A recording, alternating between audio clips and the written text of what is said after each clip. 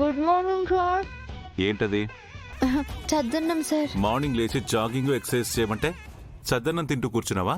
చద్దన్నంని అంత తేలిగ్గా తీసి పారేయకండి సార్. ఇది చాలా ఆరోగ్యం తెలుసా? ఉల్లి చేసే మేలు తల్లి కూడా చేయదంటారు.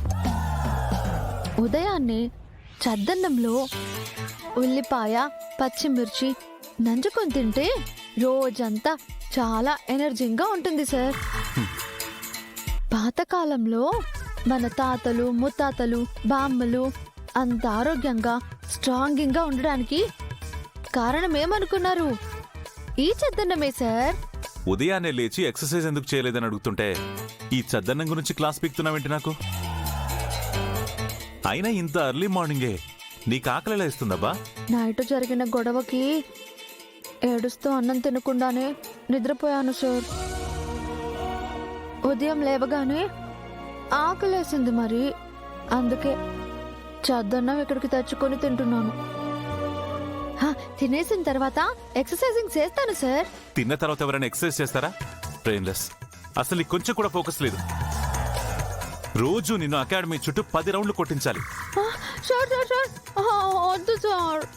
సాయంత్రం జాగింగ్, రన్నింగ్ చేస్తాను సార్.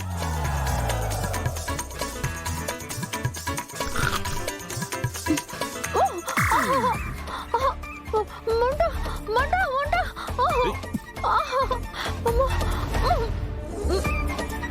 ఇదిగో వాటర్ తాగు.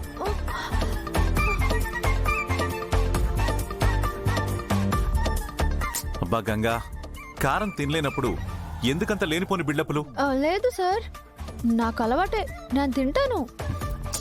మీరు రన్నింగ్, జాగింగ్ అని భయపెట్టేసరికి అలా అయిపోయింది అంతే. కోతలు కొయ్యకు. నావి కోతలా? ఏది మీరు తినండి చూద్దాం. నాకు అలవాట్లేదు గంగా.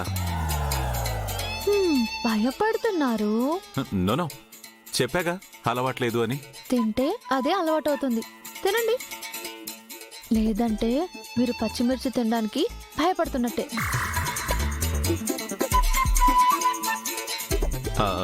స్పూన్ లేదా?